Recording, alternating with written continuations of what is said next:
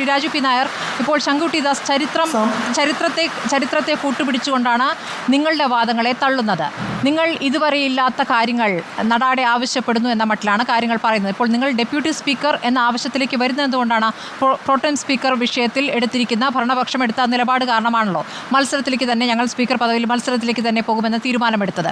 അപ്പോൾ തുടക്കം തന്നെ, ആദ്യഘട്ടം തന്നെ, ആദ്യ ദിവസം തന്നെ, ഇന്നലെ തന്നെ പോരിനുള്ള ശംഖുവിളി മുഴങ്ങിയിരുന്നു. ഇന്നിപ്പോൾ ഏത് രൂപത്തിലാണ് പ്രവർത്തിച്ചെന്ന് കണ്ടു. അപ്പോൾ എങ്ങനെ പാർലമെൻറ്റ് മുന്നോട്ട് പോകും? പ്രവർത്തിക്കാൻ അനുവദിക്കാത്ത രീതിയിൽ മുന്നോട്ട് പോവുക എന്നുള്ളതാണോ, അതോ പിഴവുകൾ ചൂണ്ടിക്കാണിച്ചുകൊണ്ട് പ്രതിഷേധം അറിയിച്ചുകൊണ്ട് ജനത്തെ കൂടെ ചേർത്തുകൊണ്ടുള്ള പ്രതിഷേധം എന്ന രൂപത്തിലാണോ? നിങ്ങളെ തെറ്റിദ്ധരിക്കാനും ഇടയുണ്ട് ജനം.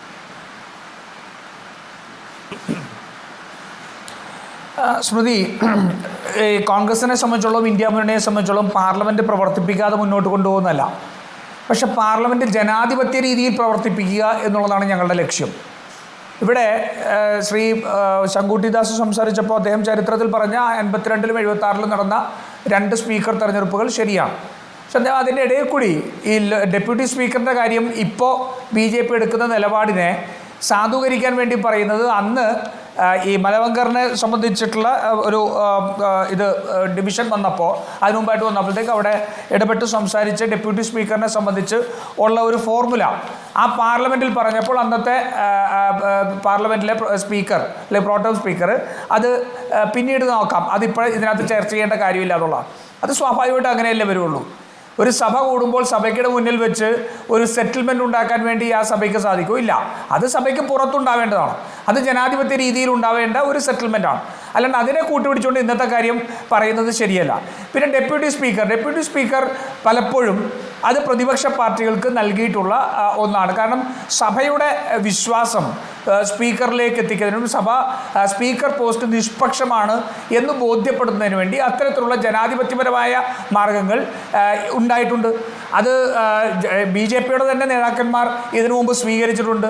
അപ്പോൾ ആ ഒരു കൺവെൻഷൻ പ്രകാരം ഒരു ഡെപ്യൂട്ടി സ്പീക്കർ സ്ഥാനം ഇപ്രാവശ്യം അത് പ്രതിപക്ഷ പാർട്ടികൾക്ക് നൽകണം എന്നുള്ള ഒരു നിർദ്ദേശമാണ് മുന്നോട്ട് വെച്ചത്.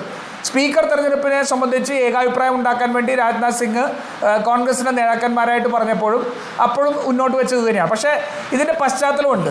ഇതിൻ്റെ പശ്ചാത്തലം നോക്കൂ. നരേന്ദ്രമോദിയുടെ വെറും വാക്കുകളല്ലാതെ അദ്ദേഹം പറയുന്ന ഒരു കാര്യത്തിനും എന്താ പറയുക, ഒരു ആത്മാർത്ഥതയില്ല എന്ന് ഈ 18ാം ലോക്സഭയുടെ ആദ്യത്തെ സെഷനിൽ തന്നെ തെളിയിക്കപ്പെടുകയല്ലേ. ജനാധിപത്യപരമായി എല്ലാവരെയും ഉൾക്കൊണ്ടുകൊണ്ട് പാർലമെൻറ്റിൻ്റെ വിശ്വാസം നേടിയെടുത്തുകൊണ്ട് മുന്നോട്ട് പോകുമെന്ന് പണ്ട് ഏകാധിപത്യത്തിൻ്റെ സ്വരത്തിൽ പറഞ്ഞിരുന്ന നരേന്ദ്രമോദിയെ ജനാധിപത്യത്തിൻ്റെ സ്കൂളിലേക്ക് ജനങ്ങൾ അയച്ചപ്പോൾ ആദ്യത്തെ പ്രവേശനോത്സവത്തിൽ അദ്ദേഹം ഈ നിലപാടാണ് എടുത്തത്. പക്ഷേ ആ പ്രവേശനോത്സവത്തിലെടുത്ത നിലപാട് പിന്നീട് അദ്ദേഹം തെറ്റിക്കുകയാണ്. ഇപ്പോൾ പ്രോട്ടം സ്പീക്കറിനെ കുറിച്ച് പറഞ്ഞു, അത് കണ്ടിന്യൂസ് അല്ല എന്നുള്ള, അതെങ്ങനെ എവിടെയാണ് അങ്ങനത്തെ ഒരു നിയമമുള്ളത്?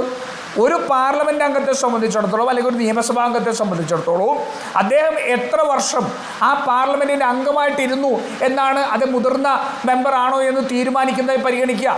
അതല്ലാതെ അതിനിടയ്ക്ക് പരാജയപ്പെട്ടിട്ടുണ്ടോ എന്ന് നോക്കേണ്ട കാര്യമുണ്ട്. അതില്ലല്ലോ. 8 പ്രാവശ്യം അവിടെ പാർലമെൻറ്റ് മെമ്പറായിരുന്ന കൊടിക്കുന്നിൽ സുരേഷ് അവിടെ നിൽക്കുമ്പോൾ 7 പ്രാവശ്യം മെമ്പറായ ആളെ അവിടെ പ്രോട്ടം സ്പീക്കർ ആക്കാൻ വേണ്ടിയിട്ടുള്ള ജനാധിപത്യപരമല്ലാത്ത അല്ലെങ്കിൽ സഭയുടെ ഏറ്റവും ആദ്യത്തെ സെഷനിൽ തന്നെ വലിയ പ്രാധാന്യമുള്ള പോസ്റ്റൊന്നുമല്ല. എന്താ, സ്പീക്കർ തെരഞ്ഞെടുപ്പ് വരെ ഈ പാർലമെൻറ്റിൻ്റെ നടപടിക്രമങ്ങളെ മുന്നോട്ട് കൊണ്ടുപോകുന്നതിന് വേണ്ടിയിട്ടുള്ള ഒരു പോസ്റ്റ്, ആലങ്കാരികമായ പോസ്റ്റാണ്. പക്ഷെ അതിന് മറ്റൊരു പ്രാധാന്യമുണ്ട്. അത് പാർലമെൻറ്റിൻ്റെ മുന്നോട്ടുള്ള ഒരു സ്മൂത്ത് ട്രാൻസിഷൻ ഓഫ് പവറാണ്. പഴയ സ്പീക്കറിൽ നിന്ന് പുതിയ സ്പീക്കറിലേക്ക് മാറുന്ന ഒരു ട്രാൻസിഷൻ. ആ ട്രാൻസിഷൻ ആ ലോക്സഭയുടെ ഒരു അന്തസ്സിനും ഒരു ഡെക്കോറത്തിനും ഒക്കെ ചേർന്ന രീതിയിൽ അത് നടത്തുക എന്നുള്ളത് ഈ ഗവൺമെൻറ്റിൻ്റെ ഉത്തരവാദിത്തമായിരുന്നു. പക്ഷേ അവരതിൽ മിസറബിളി ഫെയിൽ ചെയ്തു. വളരെ ദൗർഭാഗ്യകരമായിട്ട് അവരതിനകത്ത് പരാജയപ്പെട്ടു. അങ്ങനെ പരാജയപ്പെടുന്നതിൻ്റെ കാരണം എന്താ? ഇവർക്ക് ജനങ്ങൾ നൽകിയ ഒരു തിരിച്ചടി അത് ഞങ്ങൾ അംഗീകരിക്കാൻ തയ്യാറല്ല.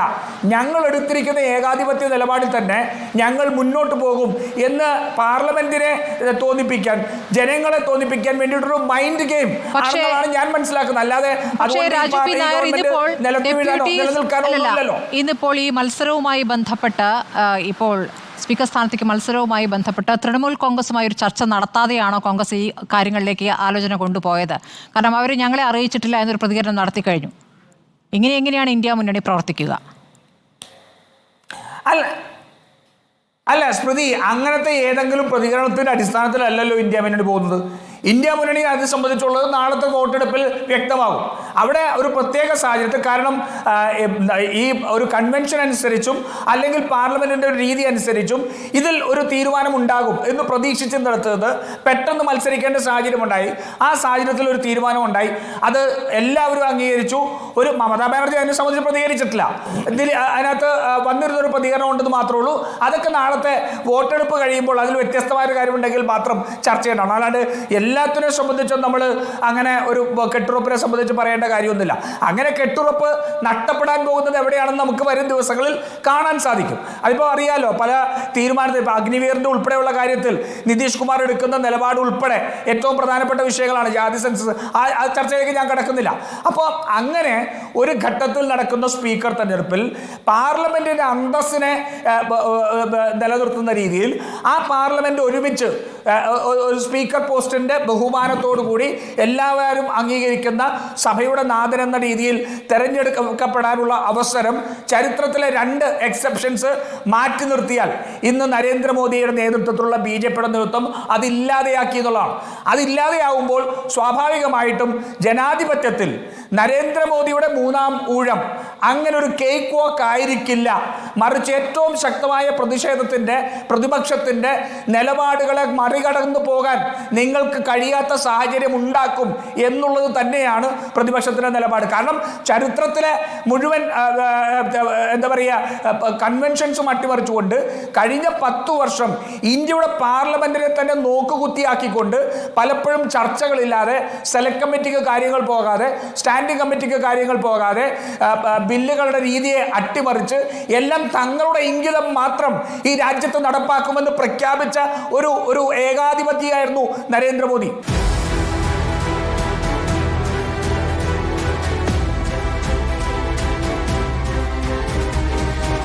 Debate with Smriti Paruthikad.